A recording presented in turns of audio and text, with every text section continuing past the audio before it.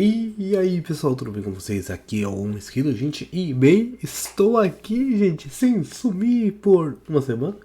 Mas obviamente eu terei que voltar aqui para fazer o resumo o que aconteceu no fim de semana do nosso Brasileirão, né?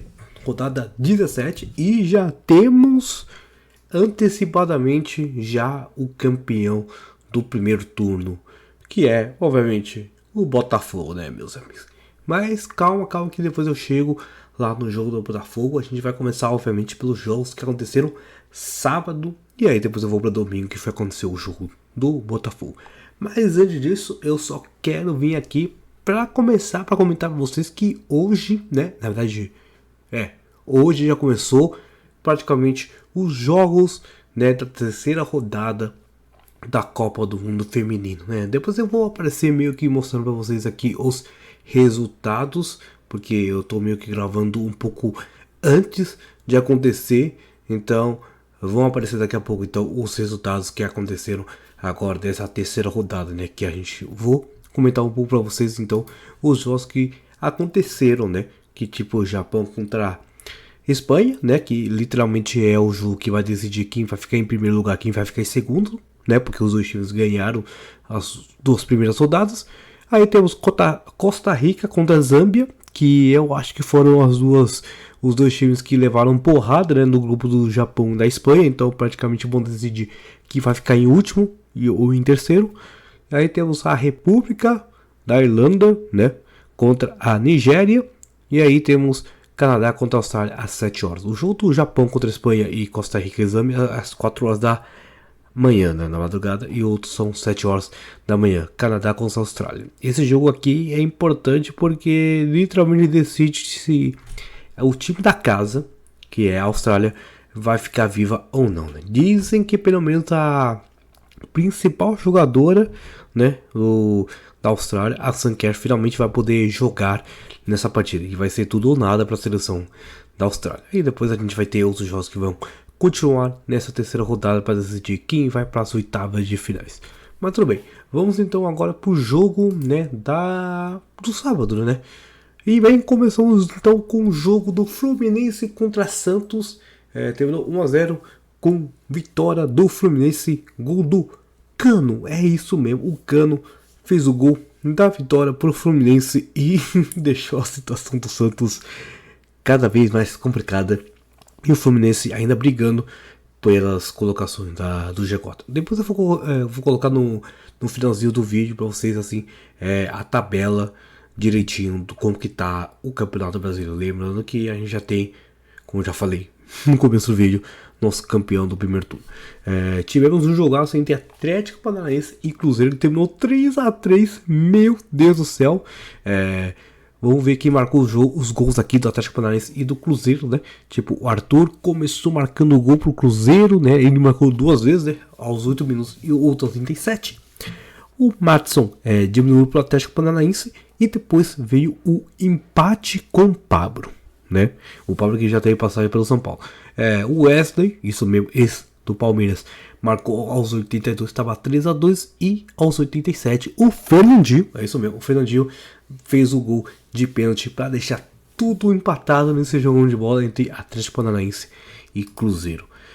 Tivemos também Internacional contra Cuiabá, vitória do Cuiabá com gol do Daverson. Ai meu Deus do céu. Pior que semana passada eu não tinha falado o nome do Davidson, né? Porque ele não marcou gol. Inclusive ele tinha perdido até pênalti. Mas dessa vez ele marcou o gol de novo. E foi o gol da vitória, né? O Internacional começou na frente com o Fabrício Bustos. E depois o Raniel empatou o jogo aos 44. E no finalzinho do jogo, Davidson fez o gol da vitória pro Cuiabá. Que tá on fire, hein? Quem diria, hein? Como eu já falei, o Cuiabá, pelo menos nessas 5, 6 rodadas que eu tava comentando, não perdeu nenhuma e ganhou todas, velho. Esse time tá ridículo, o time do Cuiabá, velho. Inacreditável. E vamos lá. Tive um jogo de Corinthians e Vasco. E o Corinthians literalmente deixou o Vasco da Gama na última colocação do campeonato. É isso mesmo. Lembrando que o jogo lá no Itaquera tava sem torcida, porque teve, né, problema da torcida do Corinthians fazendo cantos preconceituosos ou racistas lá. E aí meio que pegou um gancho, né, o Corinthians, e tá com portões fechados. E bem, o Maicon abriu para cá pro Corinthians. Depois tivemos o gol do Yuri Alberto. E depois o Gabriel Pega diminuiu pro Vasco. Só que aí depois de 2-3 minutos o Rodrigues fez gol de pênalti. E terminou assim mesmo, 3-1 pro Corinthians. E se afastou demais da zona do rebaixamento. Uma vitória muito importante do Corinthians em cima do lanterna do campeonato. Obviamente.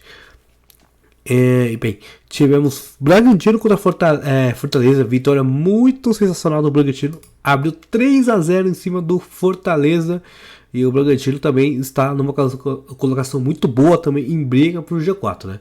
Tivemos o gol do Luan, do Bruno Gonçalves e do Thiago Borbas no finalzinho do jogo, decretando a vitória de 3-0 do Bragantino. Boa vitória em cima do Fortaleza aqui.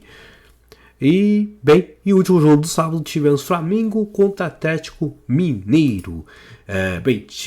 Gol, né? O Flamengo venceu do Atlético Mineiro, né? Que começou atrás, né? O Flamengo, né? Começou o Atlético Mineiro fazendo gol com o Paulinho e depois o Arrascaeta e o Wesley França fizeram os gols pro Flamengo, que está na segunda colocação do Campeonato Brasileiro, hein?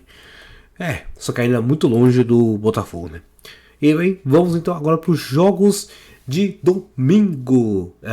Lembrando que teve o jogo do São Paulo contra a Bahia, mais um outro jogo do São Paulo que terminou 0-0. Inacreditável. Já são 2 jogos seguidos que o São Paulo não consegue fazer um gol no Campeonato Brasileiro, terminando assim 0-0. Tivemos vitória do Palmeiras e do Botafogo por meio placar. Palmeiras fez 4-1 em cima do América Mineiro. Tivemos gol do Muliro. Tivemos 2 gols do Rony. E para fechar, o gol do Arthur, né? Esses aí foram os gols do Palmeiras. E o América Mineiro fez gol com o Nicolas. E ficou por aí mesmo. 2 vitórias seguidas do Palmeiras no Brasileirão. Olha que tá indo bem, hein? Eu sei que o Palmeiras enfrentou o América Mineiro, que é praticamente o penúltimo colocado do Campeonato Brasileiro, né? Essas coisas aí. Mas né, é importante porque o Palmeiras está precisando de vitórias. E né, nessa semana vai ter jogo na Libertadores, que vai ser contra o Atlético Mineiro, que tá numa situação meio complicada, né? E bem, vamos falar do nosso líder do campeonato, o Botafogo, que também, como falei, fez 4-1 e foi em cima do Curitiba, né? O Gustavo fez o primeiro gol do Botafogo, depois o Bruno empatou pro Curitiba. Aí tivemos gol do Tiquinho Soares, que tá on fire nesse Brasileirão, marcou 2 gols nessa partida, né? Um nos 36, outro nos 51.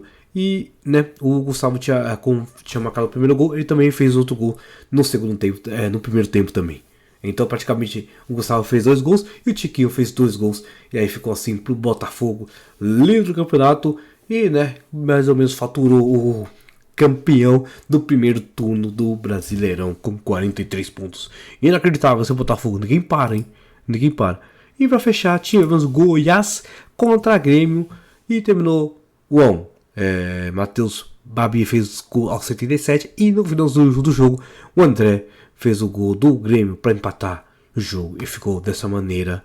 E tá aqui, né? Praticamente o resumo do Brasileirão.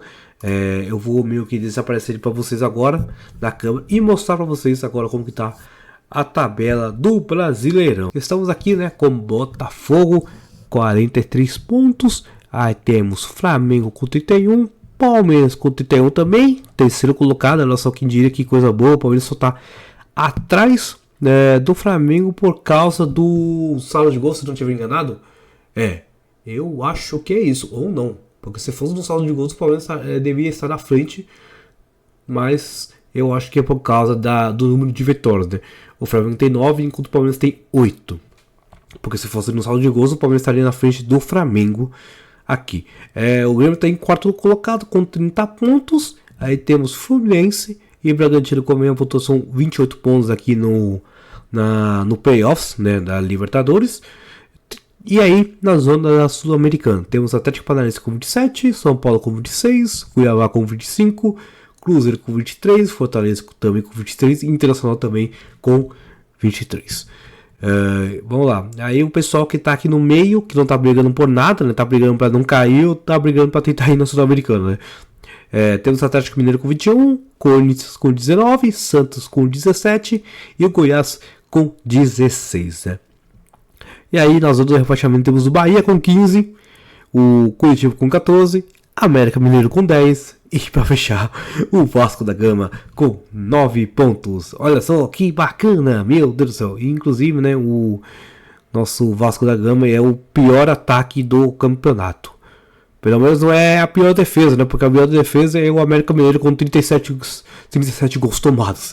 Que negócio tenebroso. Quem diria? Mas tá aí, gente. Espero que eu tenha gostado. E eu me despeço de vocês, gente. Falou!